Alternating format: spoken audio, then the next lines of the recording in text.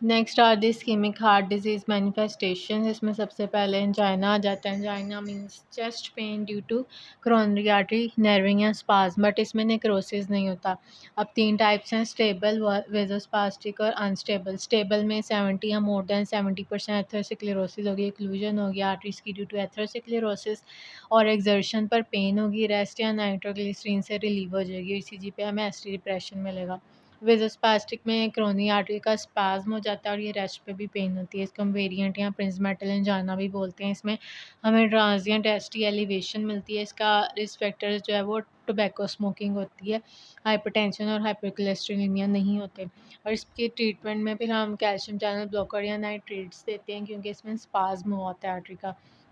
इसके साथ-साथ हम स्मोकिंग सेसेशन करवाते हैं। अनस्टेबल में इन कंप्लीट ऑक्लूजन होती है कोरोनरी आर्टरी की, और साथ में एसटी डिप्रेशन भी मिल सकता है और टी वेव इन्वर्जन। लेकिन इसमें बायोमार्कर्स जो हैं कार्डिक का बायोमार्कर्स वो रेज़्ड नहीं होते। और इसके अलावा रेस्ट पे इसकी पेन की फ्रीक्वेंसी जो है इंक्रीज़ करती है। इसके बाद अगर हम डिफरेंसेस देखें, स्टेबल में पेन एक्सर्शन पर होगी, अनस्टेबल में माइल्ड एक्सर्शन या रेस्ट पर, और एमआई में रेस्ट पर पेन होगी। टॉप आई लेवल्स भी एमआई में इंक्रीज़्ड होंगे। इंफाक्शंस भी एमआई में होगा, एंड स्टेमी में सब एंडोकार्डियल और स्टेमी में ट्रांसम्यूरल। ईसीजी चेंजेस अगर देखें तो अनस्टेबल में एसटी डिप्रेशन या टी वेव इन्वर्जन होगी, अनस्टेमी में एसटी डिप्रेशन या टी वेव इन्वर्जन, और एसटी एलिवेशन में सिर्फ एसटी एलिवेशन होगी।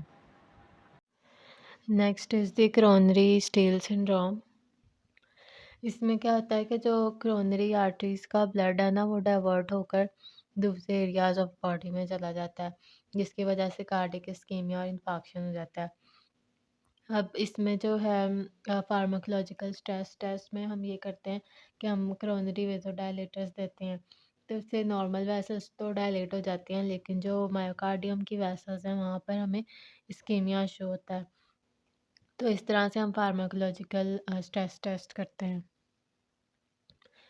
सडन कार्डियक डेथ में क्या होता है कि within 1 hours of symptom onset जो है वो अनएक्सपेक्टेड डेथ हो जाती है। इसमें डिफरेंट कॉजेज़ हो सकते हैं, एरिथमियाज हो सकते हैं, कार्डियोमायोपैथी, हेरिडिटरी कॉजेज़ हो सकते हैं, और इसको हम प्रिवेंट करते हैं वाया इम्प्लांटेबल कार्डियोवर्टर डिफिब्रिलेटर्स। उसके बाद क्रोनिक इस्केमिक हार्ट डिजीज़ में क्रोनिक इस्केमिया की वजह से प्रोग्रेसिव हार्ट फेलियर होता है। इसमें 2 टर्म्स हैं, मायोकार्डियल हाइबरनेशन और स्टनिंग।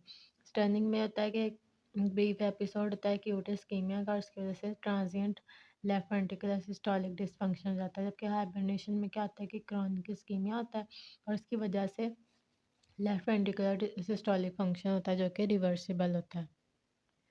उसके बाद मायोकार्डियल इंफाक्शन में क्या होता है कि कोई भी प्लाक जो है कोरोनरी आर्टरी में रप्चर हो जाएगा, उसकी वजह से एक्यूट थ्रोम्बोसिस हो जाएगा। बायोमार्कर जिसमें हमें रेस्ट मिलेंगे सीकेएमबी या ट्रोपोनिन्स। एंड स्टेमी और स्टेमी में क्या डिफरेंस है, इसका इंफाक्शन सब एंडोकार्डियल होगा और इसका ट्रांसम्यूरल। इसमें सब एंडोथीलियम इन्वॉल्व होगी, इनर 1/3 जो लेयर होती है, और इसमें फुल थिकनेस इन्वॉल्व होगी मायोकार्डियल वॉल की। इसमें एसटी सेगमेंट डिप्रेशन होगा और इसमें एसटी सेगमेंट एलिवेशन होगी, इसमें टी वेव इन्वर्जन मिलेगी और इसमें pathological Q waves. Next is the evolution of myocardial infarction. इसमें कॉमनली एक्लूडेड आर्टरीज जो होती हैं सबसे ज़्यादा लेफ्ट एंटीरियर डिसेंडिंग, उसके बाद राइट कोरोनरी आर्टरी, उसके बाद सर्कमफ्लेक्स आर्टरी। सिम्टम्स में diaphoresis, nausea, vomiting, retrosternal pain, pain in left arm and jaw, shortness of breath and fatigue. अब इसमें कुछ चेंजेस होती हैं with passage of time. MI में विद इन 24 आवर्स क्या होगा, एक्लूडेड आर्टरी की वजह से डार्क मोटलिंग मिलेगी। 1 to 3 डेज में हाइपरीमिया, 14 डेज तक हाइपरीमिक बॉर्डर होगा और सेंट्रल येलो ब्राउन सॉफ्टनिंग मिलेगी, और उसके बाद 2 वीक्स के बाद हमें ग्रे वाइट स्कारिंग मिलेगी। अगर हम लाइट माइक्रोस्कोपी पे देखें तो फर्स्ट 4 आवर्स में हमें वेवी फाइबर्स मिलेंगे, विद इन 24 आवर्स कोआगुलेटिव नेक्रोसिस मिलेगी, और जो सेल कंटेंट रिलीज़ होगा उसकी वजह से डीमा और हेमरेज मिलेगा। रिपरफ्यूजन इंजरी की वजह से फ्री रेडिकल्स आएंगे और वहाँ पर जो है वो कैल्शियम का इन्फ्लक्स ज़्यादा हो जाएगा। हाइपर कॉन्ट्रैक्शन हो जाएगी मायोफिब्रिल्स की, जिसकी वजह से हमें डार्क एओसिनोफिलिक स्ट्रिप्स मिलेंगी। इसके बाद 3 डेज तक कोआगुलेटिव नेक्रोसिस एक्सटेंसिव हो जाएगी और वहाँ पे एक्यूट इन्फ्लेमेशन मिलेगी विद न्यूट्रोफिल्स। 14 डेज़ तक मैक्रोफेजेस और फिर ग्रेनुलेशन टिश्यू आ जाएगा और फिर उसके बाद scar tissue, contracted scar tissue मिलेगा। कॉम्प्लिकेशंस में देखें तो पहले ventricular अरिथमियाज, heart failure, cardiogenic shock हो सकता है, उसके बाद फिब्रिनस पेरिकार्डाइटिस, उसके बाद वॉल जो है वो वीक हो जाएगी, फ्री वॉल रप्चर हो सकता है, यहाँ फिर लेफ्ट वेंट्रिकुलर सूडो एनेरिज्म बन जाएगा, उसके बाद फिर हमें पोस्ट कार्डिक इंजरी मिलेगी, यहाँ पे true ventricular aneurysm. Next is the diagnosis of myocardial infarction. अब फर्स्ट 6 आवर्स में ईसीजी गोल्ड स्टैंडर्ड होती है और जो हमने एंजाइम्स करवाने होते हैं ट्रॉप आई और सीकेएमबी। ट्रॉप आई 4 आवर्स के बाद राइज करना शुरू करता है, 24 आवर्स पे इसकी पीक आती है और ये 7 to 10 डेज तक रेज रहता है और ये ज़्यादा स्पेसिफिक होता है। जबकि जो सीकेएमबी है वो 6 to 12 आवर्स के बाद इंक्रीज़ करना शुरू करता है और फिर इसकी पीक आती है 16 to 24 आवर्स पर। ये मायोकार्डियम में ही होता है मेनली, बट ये स्केलेटल मसल से भी रिलीज़ हो सकता है और इसको हम रीइंफेक्शन के डायग्नोसिस के लिए यूज़ करते हैं क्योंकि 48 आवर्स के बाद नॉर्मल हो जाता है। अगर हम ईसीजी चेंजेस देखें तो एसटी एलिवेशन हो सकती है in case of STEMI, ST depression in case of and STEMI, hyper acute T waves हो सकती हैं, टी वेव इन्वर्जन हो सकती है और अगर कोई ओल्ड एमआई है इन्वॉल्विंग है तो उसमें हमें पैथोलॉजिकल क्यू वेव्स मिलेंगी या फिर poor R wave progression. Next is the ECG localization of STEMI. इसमें अब डिफरेंट लीड्स जो हैं उनमें हमने देखना है एस टी एलिवेशन किस किस में होगी या क्यू वेव्स किस में आएंगी। एंट्रोसेप्टल इन्फॉक्शन होगा तो V1 V2 में, एंट्रोएपिकल में V3 V4 और एंट्रोलेटरल में V5 V6, लेटरल में 1 AVL, इंफीरियर में 2 3 AVF और पोस्टीरियर में V7 to V9। यहाँ फिर ST डिप्रेशन मिलेगा V1 to V3 में विद टॉल आर वेव्स। अब इसकी ब्लड सप्लाई देखें तो एंट्रोसेप्टल, एंट्रोएपिकल और एंट्रोलेटरल यानी एंटीरियर सर्कुलेशन हो रही है लेफ्ट एंटीरियर डिसेंडिंग से, लेटरल हो रही है with lateral circumflex, inferior with right coronary and posterior with posterior descending artery. Next comes the tachycardia. सब कुछ होते हैं नैरो कम्प्लेक्स टेकिकार्डिया और कुछ होते हैं वाइड कम्प्लेक्स। नैरो कम्प्लेक्स में जो QRS कॉम्प्लेक्स होता है लेस देन 120 मिली सेकेंड होता है और वाइड कम्प्लेक्स में मोर देन 120 होगा। ठीक है, दोनों में ही टेकिकार्डिया होगा यानी हार्ट रेट मोर देन 100 होगा और इसका जो रीजन है ये सुप्रा वेंट्रिकुलर रीजन होता है यानी कि वेंट्रिकल्स के ऊपर ईवी नोड में या फिर उससे भी ऊपर इसका ओरिजिन होगा, जबकि जो वाइड कम्प्लेक्स है उनका ओरिजिन जो है वो वेंट्रिकल होता है। अब इसमें डिफरेंट टाइप्स देखें तो नैरो में एट्रियल फिब्रिलेशन है, एट्रियल फ्लटर है, एट्रियल टेकिकार्डिया है, मल्टीफोकल और सुप्रावेंट्रिकुलर टेकिकार्डिया है। जबकि वाइड कम्प्लेक्स में देखें तो वेंट्रिकुलर फिब्रिलेशन, वेंट्रिकुलर फ्लटर और टॉर्सर डी पॉइंट्स आ जाता है।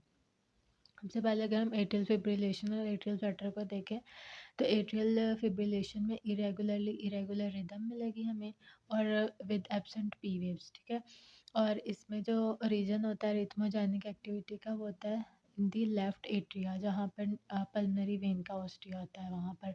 और इस फैक्टर्स में hypertension, coronary artery disease, management में रेट और हार्ट कंट्रोल, रिदम कंट्रोल करेंगे और कार्डियोवर्जन या फिर डेफिनेटली ट्रीटमेंट में पल्मनरी वेन ऑस्टिया की एब्लेशन कर देंगे। फ्लटर में देखें तो इसमें रिदम जो है वो रैपिड और रेगुलर होती है यानी कि रैपिड और रेगुलर एट्रियल कॉन्ट्रैक्शन होती है और हमें ईसीजी पे सॉ टूथ पैटर्न मिलता है। ठीक है, पी वेव्स का इस तरह से सॉ टूथ वेव पैटर्न मिलेगा। रैपिड और रेगुलर एट्रिया रेट होगा 252 तक हो सकता है या 350 बीट्स पर मिनट तक।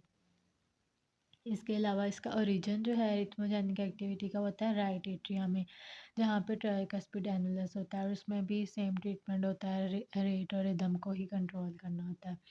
अगर हम मल्टीफोकल एट्रियल टैकीकार्डिया को देखें तो इसमें क्या होता है कि हमें हार्ट रेट मोर देन 100 मिलेगा और इसमें एक डिस्टिंक्ट और इसमें भी रेगुलर ही एट्रिया का रेट होगा 100 to 250। लेकिन इसमें एक इम्पॉर्टेंट चीज़ ये है कि इसमें हमें at least 3 distinct P wave morphologies मिलेंगी यानी कि पी वेव की मॉर्फोलॉजी जो है वो डिफरेंट मिलेंगी, एटलीस्ट 3 तो होनी चाहिए क्योंकि एट्रिया के डिफरेंट मल्टीपल फोकाई बन जाते हैं।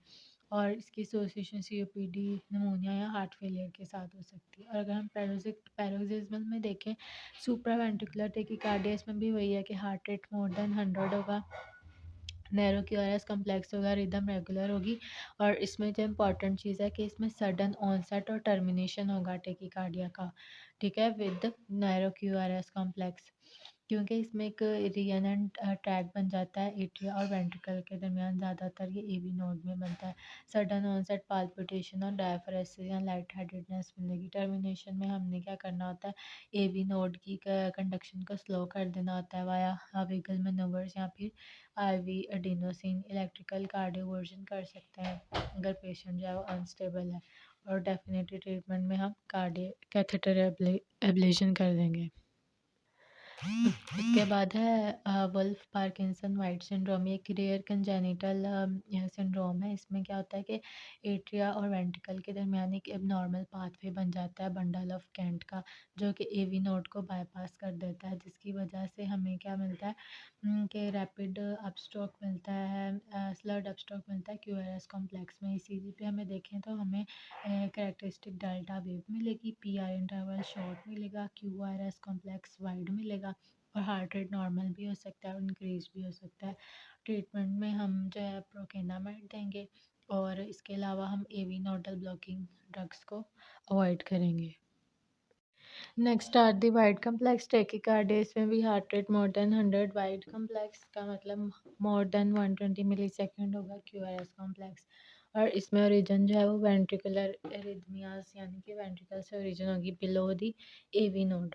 इसमें अब वेंट्रिकल टेकीकार्डिया है, वेंट्रिकल फिब्रिलेशन और टॉर्सरी पॉइंट्स। वेंट्रिकुलर टेकीकार्डिया में क्या होता है कि टिपिकली रेगुलर रिदम होती है, मोर देन 100 उसका रेट होता है। किसी भी स्ट्रक्चरल हार्ट डिजीज़ की वजह से हो सकती है, स्कारिंग हो सकती है यहाँ पे कार्डियोमायोपैथी, और उसमें हाई रिस्क होता है सडन कार्डियक डेथ का, ठीक है। इसमें हमें ईसीजी पे क्या मिलता है कि वाइड क्यूआरएस कॉम्प्लेक्स मिलेगा, और हार्ट रेट मोर देन 100 होगा, रेगुलर या इरेगुलर रिदम होगी, और पी वेव्स एब्सेंट होंगी, ठीक है। इसमें जो है वो एक इम्पॉर्टेंट चीज़ ये है कि हमें 3 या मोर देन 3 जो है वो प्रीमेच्योर वेंट्रिकुलर कॉन्ट्रैक्शंस मिलती हैं, ठीक है। और इसमें इलेक्ट्रिकल सिग्नल्स जो है वो वेंट्रिकल्स में स्टार्ट होता है, बीट्स 250 बीट्स पर मिनट तक इसमें जो है वो हार्ट रेट जा सकता है। और इसमें जो वेंट्रिकुलर टैकीकार्डिया में जो वेव्स हैं वो मोनोमॉर्फिक होती हैं, यानी सब एक जैसी ही होती हैं। अगर हम वेंट्रिकुलर फिब्रिलेशन में देखें तो इसमें क्या होता है कि बिल्कुल ही डिसऑर्गेनाइज्ड रिदम होते हैं, कोई आइडेंटिफाइबल पी वेव्स नहीं होती हैं। अगर हम इमीडिएट सीपीआर या डिफिब्रिलेशन ना करें तो पेशेंट की डेथ भी हो सकती है। जब हम टॉर्सरी पॉइंट्स में देखें तो इसमें हमने देखा था मोनोमॉर्फिक वेव्स थी, जबकि इसमें पॉलीमॉर्फिक वेव्स होती हैं, पॉलीमॉर्फिक टेकीकार्डिया होता है। इसमें ये भी लाइफ थ्रेटनिंग कंडीशन होती है, जिसमें टॉर्सरी पॉइंट्स का मतलब है ट्विस्टिंग ऑफ द पॉइंट्स, यानी कि इसमें ट्विस्टिंग और रोटेटिंग होती है क्यूआरएस कॉम्प्लेक्सेस की, ठीक है। अब इसमें एसोसिएटेड होता है ये लॉन्ग क्यूटी इंटरवल्स के साथ। ये ड्रग्स की वजह से भी हो सकता है, हाइपोकैलीमिया, हाइपोमैग्नीसीमिया और हाइपर मैग्नीसीमिया या हाइपोकैल्सीमिया की वजह से भी हो सकता है। इसमें भी हम अनस्टेबल पेशेंट्स में डिफिब्रिलेशन करते हैं, और स्टेबल पेशेंट्स में हम मैग्नीशियम सल्फेट देते हैं। ईसीजी पे हमें पॉलीमॉर्फिक जो है वो वेंट्रिकुलर टेकीकार्डिया मिलेगा विद ट्विस्टिंग क्यूआरएस एक्सेस, ठीक है। डिफरेंट यानी कि वेव फॉर्म्स होंगी इसमें, और क्यूटी इंटरवल की प्रोलोंगेशन होगी। क्यूआरएस कॉम्प्लेक्सेस जो है वो वेरी करता है इसमें, और हार्ट रेट भी 150 to 250 तक मिलेगा। अब इसमें डिफरेंट जो ड्रग इंड्यूस्ड लॉन्ग क्यूटी है उसमें डिफरेंट ड्रग्स इन्होंने बताई हुई हैं। एंटीरिदमिक्स में 1A और 3 है, आर्सेनिक है, एंटीबायोटिक्स में मैक्रोलाइड्स और फ्लोरोक्विनोलोन्स हैं, एंटीसाइकोटिक्स में हेलोपेरिडोल, क्लोरोक्वीन, एंटी डिप्रेसेंट्स में ट्राइसाइक्लिक एंटी डिप्रेसेंट्स, डायरेटिक्स में थायराइड्स, एंटीमेटिक्स में ऑर्डेंसेट्रॉन, एंटी फंगल्स में फ्लूकोनाजोल, नेविर में प्रोटीज इनहिबिटर्स, और जो कि हम एचआईवी में देते हैं, और ऑपियाइड्स में आ जाते हैं मेथाडोन।